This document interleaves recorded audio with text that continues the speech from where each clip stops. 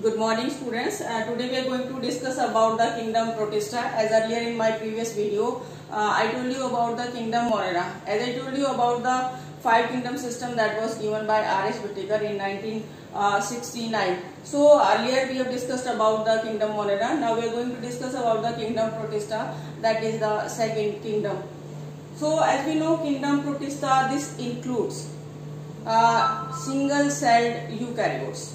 So most of the organisms which are present in this kingdom Protista, they are single-celled eukaryotes, and it's not having a well-defined boundary because this is controversial. Always there is controversy. Some scientists, they are saying that the organisms which are present in these kingdom Protista, they are plants, and some are saying they are animals. So always there is, it's not having any defined boundary. There is always controversy between the scientists regarding the kingdom Protista. As I told you, kingdom Protista mostly having single-celled eukaryotes. So students, you should know what are eukaryotes. As I told you, single-celled eukaryotes means the organisms which are having well-defined membrane-bounded organelles.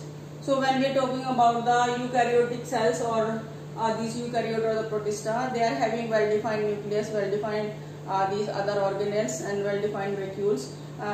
So that's why they are known as the single-celled eukaryotes. Most of these animals belongs to the kingdom Protista. They are present in water or in marine or water or fresh water or in moist places mostly.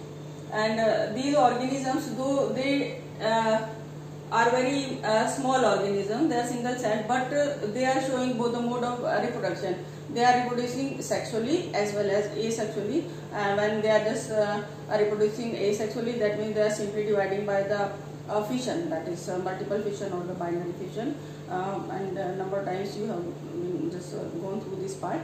And either if they are just reproducing by the sexual means, then they are just fusing or they are forming the gametes, and these there is a fusion of these cells to form the zygote as in the sexual reproduction mostly. And in this kingdom Protista, further we are having different phylums or the phyla are there, and this kingdom Protista is having phyla chrysophytes, dinoflagellates, euglenoids, slime molds and protozoans. So these are the five phyla which are just put under this kingdom Protista: chrysophytes, dinoflagellates, and euglenoids, slime molds and protozoans. So today in this this kingdom Protista, we are going to discuss about these five phyla. First of all, we will discuss about the chrysophytes. As chrysophytes are the primitive ones. They are very minute, minute or microscopic organisms, mostly zooplanktons or the phytoplanktons, and mostly they are known as the desmids or the diatoms. So desmids and diatoms, they are mostly, we can see these organisms floating on the surface of the water, as they are just present in the marine or the marine water, the sea water or the fresh water. So wherever they are present, they are floating on the upper surface, and they are known as the desmids or the these diatoms, and mostly they are the primary producers for the aquatic life. That means they are producing food for the organisms which are present or which are living in the these fresh waters or these water, underwater, you can say, the aquatic animals, you can say. So these desmids and diatoms, mostly what they are having a structure. They are having a structure like soap box, soap case. You have seen the soap case which is having one lower part and the upper part. So there, these two parts, they are tightly fitted on one another. So they are forming an soap case like structure, and these boxes, they are just deposited or lined by this silica. So silica is deposited on these this box, and that's why these boxes, they become indestructible. They cannot be destroyed easily.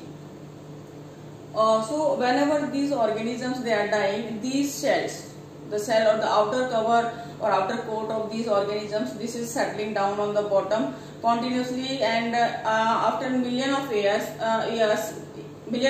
they form a huge land that is known as the diatomaceous land. So that and island-like structure is formed by continuous deposition of these cells, because these cells are not destructible, they cannot be destroyed. That's why continuously they are depositing, and it will take or it took million of years to form an this earth or an island-like structure that's known as the diatomaceous land or earth. And because these lands, what they are having the silica deposited these shells, and they are having glitter or shine. That's why these earth or these diatomaceous earth, they are used for polishing, for just filtration of the oils, syrups, and for making cosmetics also. So these are very important primary producers, which are just included in the chrysophytes. So chrysophytes are the primary producers, and mainly diatoms and these desmids, they are included in this first category or first phylum. Second phylum is the dinoflagellates, as name indicates, because these organisms which are present in the protista, mostly what they are having hair-like growth on their body, and these are known as cilia, and they are having a long hair-like structure, that's known as the flagella. Mostly these organisms, they are having cilia and flagella in their body. So, and when we are talking about the dinoflagellate, that means these organisms are the organisms which are having two flagella. Dinoflagellates, two flagella. These organisms, they are having two flagella, and mostly the organisms which are included in dinoflagellates, though first characteristic what I am telling, they are having two flagella. Second is that they are of different shades because of the pigmentation. So they are having different color pigments, like red color is there, green, yellow, purple, different shades are there, and that's why these organisms which are included in this dinoflagellate, they are of different shades and colors because of different pigments which are present in their bodies. And mostly they are having two flagella, and their outer cover. Again, these dinoflagellates, they are having two covers, outer covers, and these covers are known as the plates. These covers are known as the plates, and these plates, they are made up of cellulose. These plates, the outer cover, that is known as the plates, and these plates, they are made up of cellulose, and the flagella is coming out from the furrows or the gap of these two cells. One is coming out in the front side, that is the anterior one, and one is coming from the side, that is the lateral one. So it is having two flagella at the terminal and the side of the lateral one again, and these two flagella, they are coming from the these furrows or the gap between two cells. So, and very important example of this dinoflagellate is the Goniolax. Goniolax, I told you earlier also, Goniolax, this is the dinoflagellate, and this multiplies so rapidly that this is forming a red color layer on the sea. So when sea moves, then this red color appears from the distance, and we see like red waves or like red tides, they are coming. That's why they are known as the red tides. And moreover, these Goniolax, because they are just multiplying very rapidly, they are forming a large number, or they are just making the upper layer or the surface of the sea red, and when these tides are coming, they appear red. That's why they are known as the red tides. Second thing is that they are producing very toxic this chemical, and this toxic chemical is very dangerous for the organisms which are living in surrounding water, on that water you can say, or for aquatic life you can say. They are releasing very toxic chemical, and this is dissolving in the water where they are present, and that's why they are killing the other aquatic organisms which are present nearby this Goniolax. So these are the characteristics of this dinoflagellates. So these are the organisms which are having two flagella. Now we are coming to the third one, that is euglenoids. As name indicates, euglenoids, that is euglena is the example. This is euglena. Euglena is the example of this euglenoid. Again, this euglena is also a flagellated, that is having flagella. This is a flagella, hair-like structure, that's known as the flagella. So euglena is also having flagella, but the thing is that it is having two flagella again. One is small and one is this large one. So it's having two flagella, one is small, that is covered by this small one, or you can just draw here. So this is having two flagella, thus this one is the long one and second is the smaller one. And this euglena, again the controversy is in euglena, as I told you earlier in first topic also, that euglena is having this chloroplast or chlorophyll. Earlier I told you that they are having the chloroplast, or chloroplast is having the chlorophyll. So whenever they are present, because they are aquatic animals, they are living in fresh water or the marine water. So whenever they are getting sunlight, so they are present on the upper surface. When they are getting sunlight, then they are synthesizing food like plants, and they become autotrophs. But if the sunlight is not available, sunlight is absent, is not available, then these organisms, they become heterotrophs. Then they eat other things which are present in the water. This is a controversial point, because earlier in classification I told you, because of these characteristics, it was just placed under plants, because it is photosynthesizing. So this is again controversial. That's why it's having controversy. This kingdom Protista, that they are animals. Some are saying they are animals, some are saying they are plants. Again, it's a controversial point. Okay, so this is the euglena example. And the outer, as I told you, dinoflagellate, they are having plates, they have the outer shell or the outer plates that is made up of cellulose. Again here in euglena, the outer covering that is made up of protein, that is flexible. It is flexible, made up of protein, and this is known as the pellicel or the pellicle. This is known as the pellicle. This is the outer flexible covering of this euglena. Now the next point is the slime mold. Slime mold, this is the saprotroph. So these are the decomposers. Slime molds, as the name indicates, molds you have just heard number of times. Molds, this is mainly present in the fungus, but here we are just discussing about the protista. So this is a type. Slime mold is a type of protist, and this is a decomposer, and this is a saprotroph because it's living on dead and decaying twigs of the plants, and continuously is just eating that twig, continuously is eating twig and forming an aggregate that is known as the plasmodium. So that aggregate is a 1 or 2 meter long. Continuously they are eating and forming the aggregate, and continuously eating and continuously unless they are completely decomposing that part. They are forming an aggregate. They are forming an aggregate, and that aggregate is known as the plasmodium. So this is the condition. They are forming plasmodium during favorable condition. When conditions are not favorable, then what is happening? Then this plasmodium is undergoing asexual type of reproduction, and it is forming fruiting bodies and spores. And these spores, they are having an outer covering that is very tough, and that's why they can tolerate the unfavorable condition, and in the meantime they are just lying inert there and just waiting for the condition to become favorable.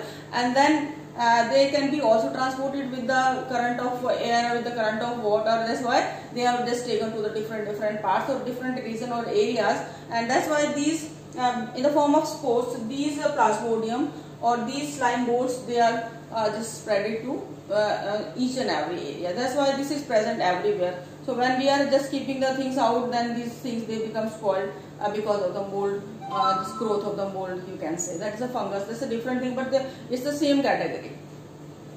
Now we are coming to the next thing, that is the protozoans.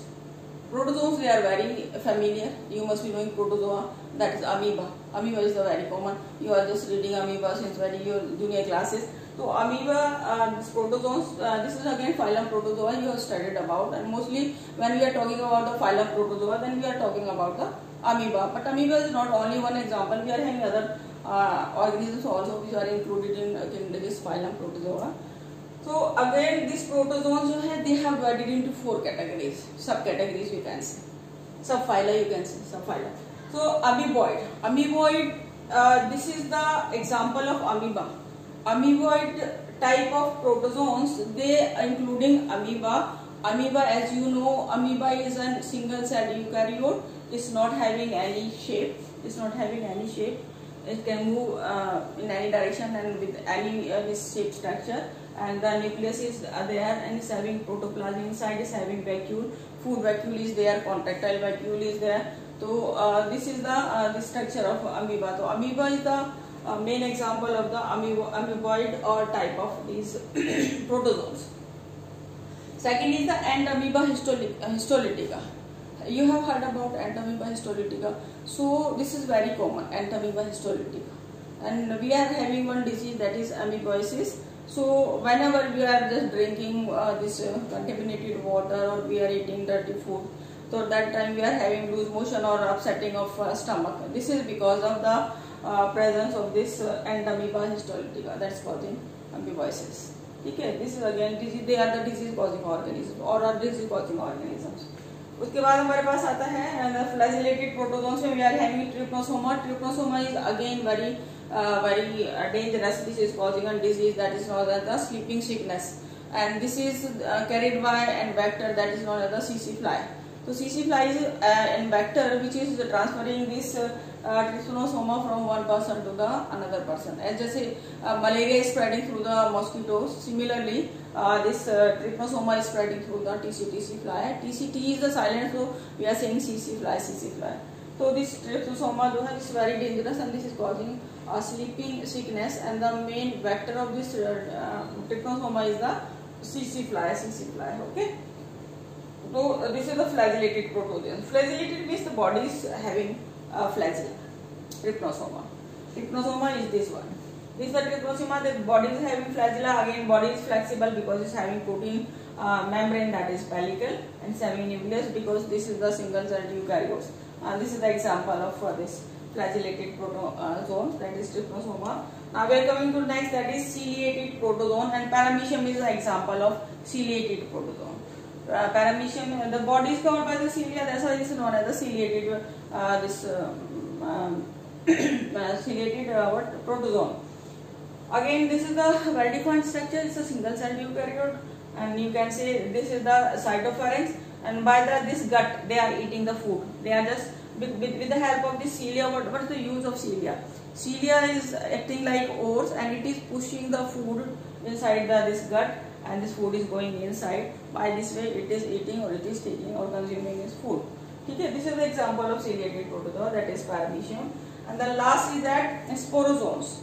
Sporozoans are the malarial parasites, that is Plasmodium, because they are having intermediate stages which are causing or which are forming sporozoites. And these sporozoites, they are transferred from one person to the another person with the help of or by this vector, that is malaria causing this female anopheles. That's why these are known as the sporozoans or sporozoites. So these sporozoans are the malarial parasites or Plasmodium which is causing malaria. So they are very small and sporozoid-like forms. So these are the different form of this protozoans: amoeboid protozoans, flagellated protozoans, ciliated protozoans, sporozoans, or these protozoans, malarial parasites. So they are this is the these different categories of these protista. So this is the end of this protista. And again, as I told you, these protista, they are very minute microscopic organisms. Mostly they are present in the water, either fresh water or this marine water, or whatever the contaminated water is there. When the stagnant water is there, then they are multiplying and making the water contaminated. So whenever we are just drinking this water, we are having number of problems or number of diseases are formed because of this. So they are the disease causing organisms mostly. So kingdom protista, now you can easily understand this. The kingdom protista is a link.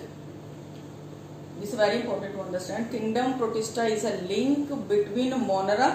What I taught you in Monera, Monera is the bacterial class. So this is the connecting link between the Monera and the other categories. This is fungus, plants, and animalia. So this is a connecting link. Earlier, as I told you, these protistas, they were placed in the animal category or in animal kingdom. Later on, it was placed in a separate kingdom, that is kingdom protista. So class, this is the end of this topic, kingdom protista. Hope you will understand this, and that just go through it and read it carefully and do the practice of diagrams. Okay, thank you so much. Thank you.